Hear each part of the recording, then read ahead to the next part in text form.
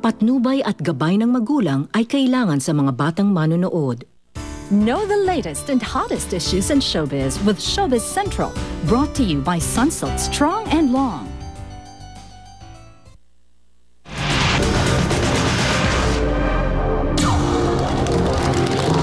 Live to live mula sa Showbiz Central Studio.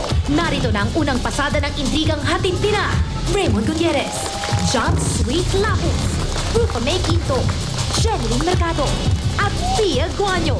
Ito ang Showbiz Paspas, si Scoops and Scandals. Mayad-ayad nga adlaw mga kapuso sa Aklan. Welcome to Showbiz Central. Ito na ang unang bagsak ng mga isyu ngayong linggo. Janelle Manahan naging emosyonal nang muling mapasok ang bahay kung saan pinaslang si Ramjen Revilla. Kaya lang di natuloy ang dapat sanay ocular inspection ng judge sa lugar dahil di dumating ang mga akusado. Isa sa mga maaari nating sabihin na na-achieve kahit na ito ay na-reset, isa sa mga naipakita nung ocular inspection ay yung spontaneous reaction ni Janelle.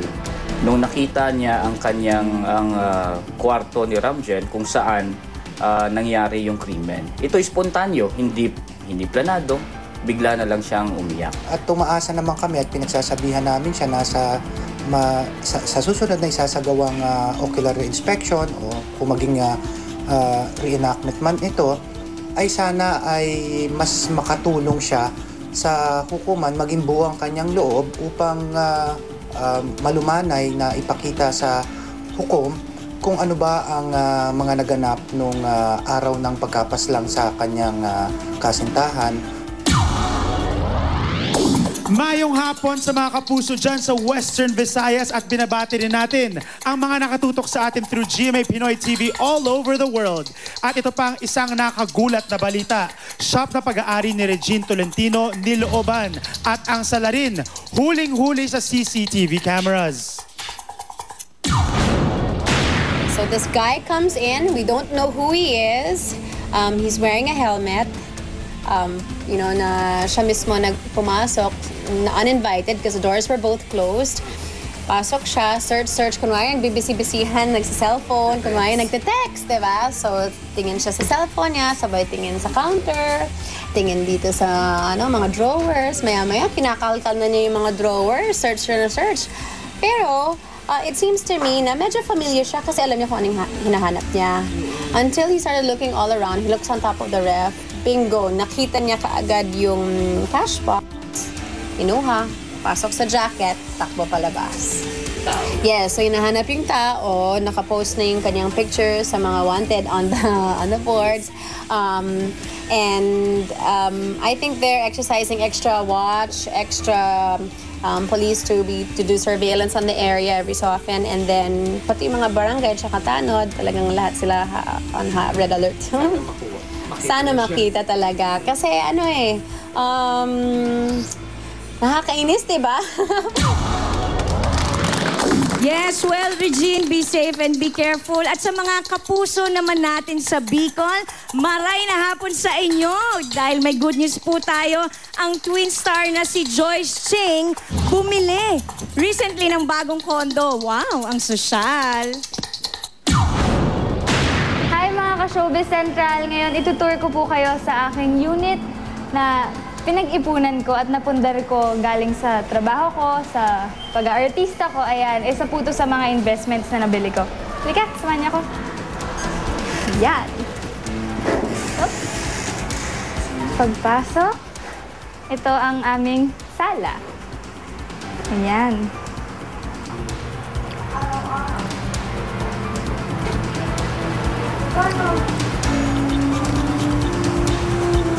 Tsaka malaking investment, tsaka magandang investment naman po to dahil lifetime ko na siyang magagamit. Hindi kung ano lang muna binili ko, kaya inuna ko na po yung bahay.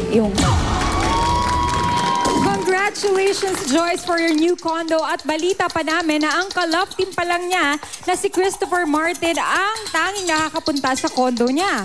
Madyaw nga na hapon ang bati namin sa mga taga-SC dyan sa Butuan na I'm sure kasali sa mga nakikipag-live chat kina Mark Heras at Chris Bernal this past week. Kung saan ni-reveal nilang mas nagiging close na sila ngayon dahil sa hit na tambalan nila sa Hiram na Puso. Mark, Chris, anong ibig sabihin ito? Si Mark, mabait yun eh. At saka pag nagsalita yan, totoo yan. Hindi siya plastic na tao. Hindi siya yung showbiz na tao. Hindi siya yung, alam mo yun, yung parang kailangan namin gawin tong pagpapakyut dahil love team kami. Hindi ganun yung love team namin. Kumbaga, kung ano nakikita nyo sa personal naming buhay at sa trabaho namin, magkaiba yun, kumbaga. Ayun nga, yung sa simula pa lang naman, yun yung naging maganda sa amin. Hindi nakahadlang sa amin yung mga personal life namin. At nagkakaroon kami ng magandang pagkakaintindihan ng bawat isa sa lahat ng nangyayari sa amin, sa trabaho, sa personal life. At yun, okay kami ni Chris actually. Okay kami ni Ina, wala silang problema. Mga kapuso, ang tambalang Mark Heras at Chris Bernal ay mapapanood sa drama-rama hapon sa GMA. Ang Hiram na Puso na palumpalo ang ratings ngayon. Ayan, madayaw nga hapon mga Dabawenyo. Ito namang co-star ko sa very successful at box office na Moron 5 and The Crying Lady na si Mr. Marvin Agustin tutulak patungong US of A very soon. Yan ay dahil a-attend siya ng red carpet premiere ng pelikulang The Road na pagkaganda-ganda at ipalalabas na commercially sa US of A soon. I'm going there for the Hollywood red carpet sa May 9. Kaya yung mga Pinoy po dyan, suportahan po natin to dahil isang malaking karangalan to dahil kung yung mga ibang bansa sa Asia nakilala na yung mga horror films nila, it's about time na makilala nila yung galing ng paggawa natin ng horror. Yes, well, yung kids yes, pupunta kasi bakasyon na rin nila. Ayan po ang Showbiz Paspas, Scenes, Scoops, and Scandals. At ito pa ang latest, ang mga tweets kanina ng ating kasamahan dito na si Miss Rufa May. Akala namin, Pichi, hindi ka na namin makikita this afternoon. Hindi naman. Sabi ko naman last... controversial tweets mo. Thank you so much for being with me every Sunday in Showbiz. Pataka lang, mamaya ka na. Magkunustili ka. Mamaya pa. Kalamahin mo ang loob mo, Pichi, ah? Sa mga hindi ko nakakaalam, Teka lang, di ko alam kung bakit di ako makahinga dahil ba sa kwintas ko ata o dito or sa outfit mo yata. Parang sikip eh. O talagang... Or sa bangs mo. Dala maraming reason. So sa mga hindi po nakakaalam, kayo ng umagang hapon ay nag-tweet ang ating Showbiz Central co-host si Mr. Rufa May Quinto na di umano'y last day niya na ngayon sa Showbiz Central. We will give you an update and exclusive ang sa loobin po ni Mr. Rufa May Quinto tungkol sa issue na yan. Later, Alligator. At narito pa po ang mga exclusives na dapat yung tutukan ngayong hapon sa Showbiz Central.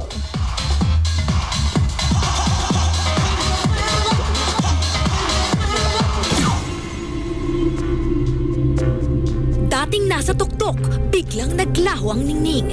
Pero ngayon namamayagpag muli. Meron nga bang pinagsisisihan si Mr. Philip Salvador? Ang isa sa pinakapremyadong aktor ng ating pelikulang Pilipino. At ang kwento ng kanyang patuloy na pakikipagsapalaran, live na live, sa The Story of Your Life. Sino nga bang napupusuan ni Alden Richards? Totoo ba, Alden Richards, na nililigawan mo na ngayon si Miss Sara Lapati? Don't lie to me. Yes or no? Ang pambansang dimples, wet, hot, and cute as ever sa Don't Lie to Me Summer Edition.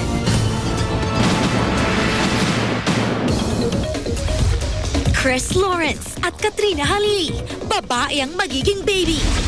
Ang buong kwento mula mismo sa proud daddy-to-be. Tutukan ang say ng mga Pinay beauty queens at iba pang celebrities sa pagpayag sa mga operada na sumali ng International Beauty Pageant. Ang mga pageant ng pambabae. Mga babae, kaya ang daming mga ganda-gandang transgender, kaya may mga pageant din para sa mga ganun. Ding Dong at Marian, naging tila mga tourist attractions na pinagkaguluhan sa Cambodia. Heart Evangelista at Daniel Matsunaga. Break na ba sila? Ang nagbabagang intriga, inimbestigahan ng Showbiz Central. Exclusive, Fabio Ide, ibinunyag ang tunay na relationship status kay Rufa May.